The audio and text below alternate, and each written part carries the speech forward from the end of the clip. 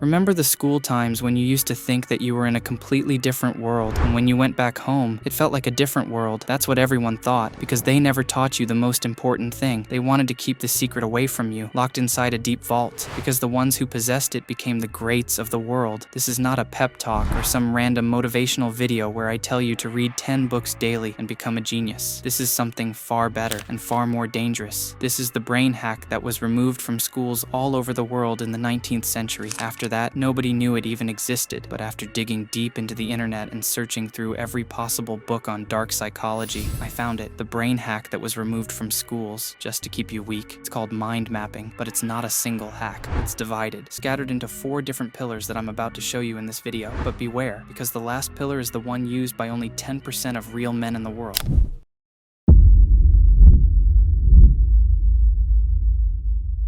Remember the time in school when you used to do your homework daily just to get good marks? You would finish the work quickly and do gaming, thinking that both were completely different things. Now, you think that college, business, and the rest of the world are completely different from each other. Well, you are very wrong. The greats of the current era, like Elon, Oda, and Zuckerberg, have mastered this one very technique, cross-relating. Just take a look at chess players like Hikaru and Carlsen. They don't play in real time. They delay their gratification and even sacrifice some pawns just to get the win. Now, you can use this in your business dealings. Whenever you have a meeting with a client, you can wait and watch him make the first move. Once you recognize the patterns, it becomes much easier to negotiate and crack the deal. Take warlords like Sun Tzu. Despite having the bravest heart and the strongest military, he said, "If your enemy is better than you, prepare for him. If he is stronger than you, evade him." People who tell you to face the enemy head on, even if you are weak, are just brainless NPCs. They don't know that strategy is better than force. Here is your biggest problem. You have trained your brain to isolate information. The same pattern is shown in school, where they think that history is not related to psychology and give different lectures for each subject. That's not harmful, but once they start connecting the dots and correlating the subjects, the students will become academic weapons. And you know they want slaves, not leaders, right? So next time you make a mistake, don't start practicing again for the same thing just to fail again. Connect it with your psychology and find out why the same mistakes keep popping up. Sooner or later, you will surely get your answer.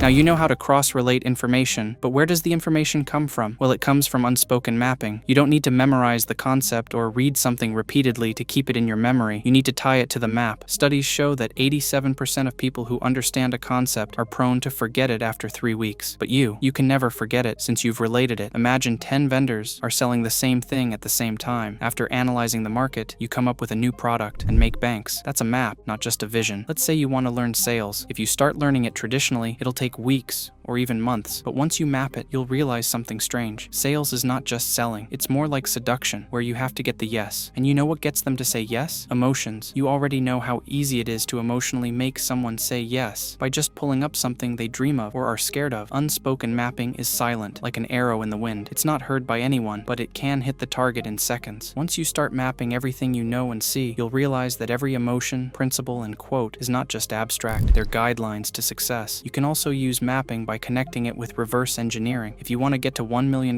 per year, you should start mapping like you already have $1 million. Then make your way down to how you actually made it. This way, you'll be planning with a sense of superiority, not desperation. You'll realize that you just need a couple of good info products and some high-paying clients. But if you start from the bottom, you'll think of going to Fiverr and other freelance markets. But the dark truth is, you'll never get out of there once you start something in desperation. Once you start doing this, you won't need success. Success will need you.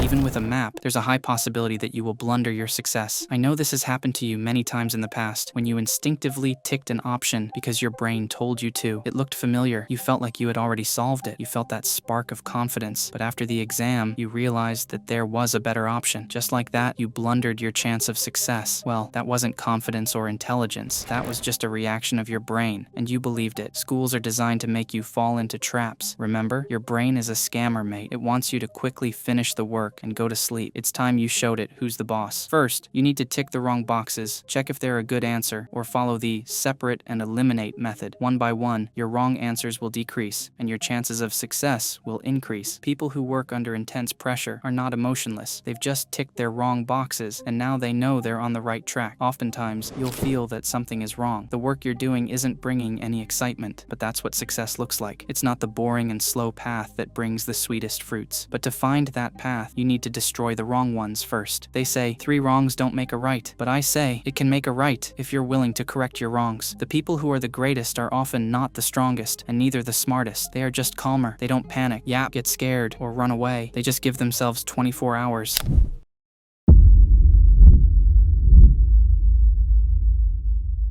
Now that you've stopped being reactive to everything, and your brain can finally see paths that a normal person can't, there's still one thing lingering in your mind that can be fatal: the fog in your mind. Every time you're under pressure, your brain becomes cloudy. You can't seem to think clearly, so you jerk off or do some reckless, even illegal things just to soothe yourself. Well, that's the most pathetic you can be as a man. If these words hurt you, good. I want these words to wake you up, enrage you with fuel to become a better man than you are, so the fog in your mind can finally clear. Whenever your brain is screaming for dopamine, or someone is using your rage to their advantage, just wait, not for eternity, but just for 24 hours. In 24 hours, the fog will settle and you'll be able to think more clearly, more strategically. The deadliest tool that no school wants you to know about is this: the 24-hour rule. I've even used it in my own life to make some life-changing decisions, and it worked. Give yourself 24 hours before quitting. Give yourself 24 hours before making a big decision. Give yourself 24 hours before smacking someone's face. In the heat of the moment, it'll feel like what you're doing is right, justified, but the consequences might be detrimental. I'll give you an example from my own life. When my ex messaged me something she shouldn't have, just to blame me, I wrote a 3-page message, but I deleted it and gave myself 24 hours. After 24 hours, I calmly sent a short, justified reply. And instead of getting a reaction out of me, she was the one in desperation and frustration. Haven't you heard? Never make a decision when you are angry, and never make a promise when you are happy. That's it for today, mate. But if you want to become a mastermind who can win without even lifting a finger, learn this brain hack and combine it with the art of observation. You'll see the video right here, and in just a couple of months, you'll become an unmovable being.